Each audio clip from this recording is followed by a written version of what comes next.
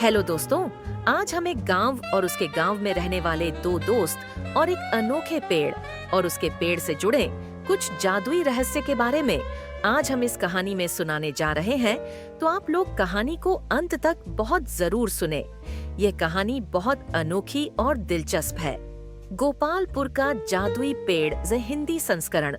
भारत के हृदय में हरे भरे खेतों और घने जंगल के बीच गोपालपुर नामक एक छोटा सा गांव बसा हुआ था।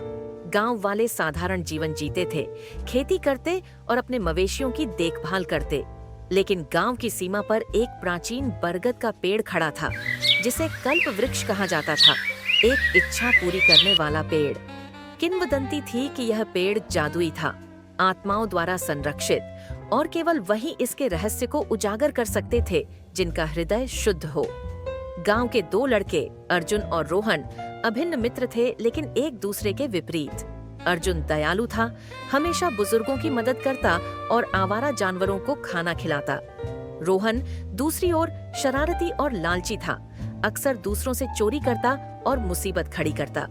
एक दिन पेड़ के पास खेलते हुए उन्हें एक अजीब सी फुसफुसाहट सुनाई दी। यह एक बोलने वाली चिड़िया थी, नील नामक एक सुनहरे पंखों वाला तोता, जो पेड़ का रक्षक होने का दावा करता था। नील ने उन्हें चेतावनी दी, यह पेड़ सिर्फ जादुई नहीं है, यह शापित है। केवल वही इसके प्रकोप से बच सकते हैं जो अपने मूल्य को साबित करते हैं। कई लोगों ने इसके खजाने को लेने की कोशिश की है, लेकिन कोई भी वापस नहीं आया। रोहन लालच से प्रेरित होकर चेतावनी को नजरअंदाज कर दिया और पेड़ से एक सुनहरा फल तोड़ने का फैसला किया। जैसे ही उसने ऐसा किया, जमीन हिलने लगी और जंगल में एक भयानक गर्जना गूंज उठी। एक राक्षस ज्वलंत आंखों और नुकीले पंजों वाला छाया से प्रकट हुआ। यह शापित था और पेड़ की रक्षा करने के लिए अमर हो गया था।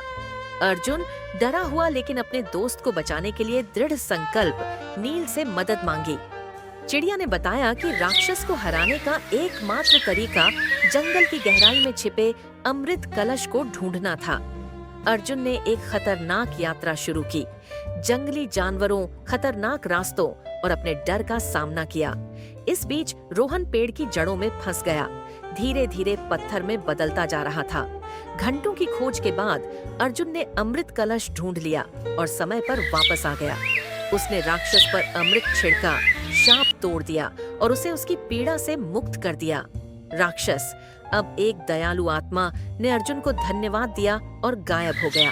पेड़ का शाप टूट गया और रोहन को मुक्त कर दिया गया, जिसने लालच और दयालुता के बारे में एक मूल्यवान सबक सीखा।